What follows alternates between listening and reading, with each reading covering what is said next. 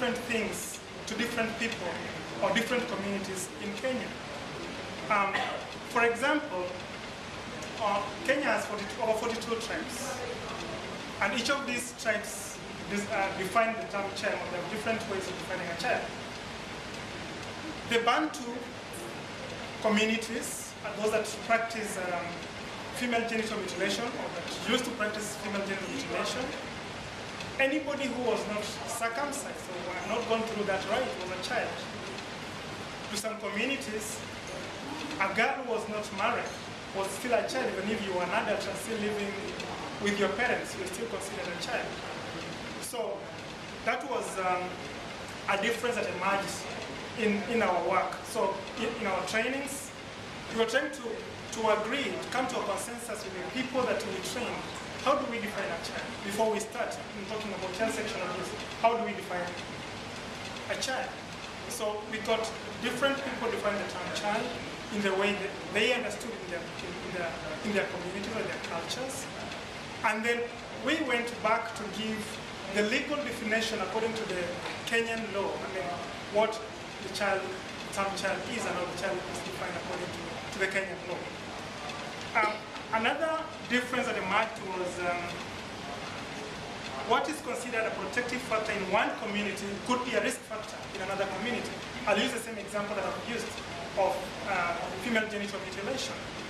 In my community where I come from the Kisii community, the western part of Kenya, female genital mutilation was practiced to discourage early introduction of girls to sex. So in my community, we believe that will delay the sexual development of the child until she was of a certain age. But again, we still tell the same child that once you're circumcised, you're a woman. You see, you're a woman. So here again, there's that contradiction that we are trying to protect the child, while at the same time we are looking at this child as a fully grown woman. And the aunties and all people around this girl who prepare her during the rite of passage had all the kind of stories to tell her, you're now a woman, you're no longer a wife of boys, and the kind of songs that are sung during those ceremonies. So another community, the Luo community, do not practice this rite, the female genital mutilation. But most of these communities believe, that most people in this community believe that early marriage was good.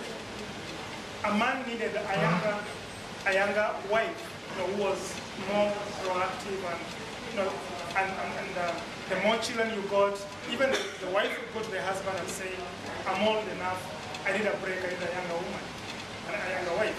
So you see, those are the conflicts in the culture, and getting all these people to make them understand that what route do we take, what perception do we take, how do we tackle the issue of preventing child sexual abuse. Then other communities believe that marrying a virgin will attract more brides, especially the Maasai community. So if a girl was married, and that's one reason why early child marriages were encouraged, because then at that age, the girls were still virgins, and then the family will get more in terms of the cattle that were paid to this.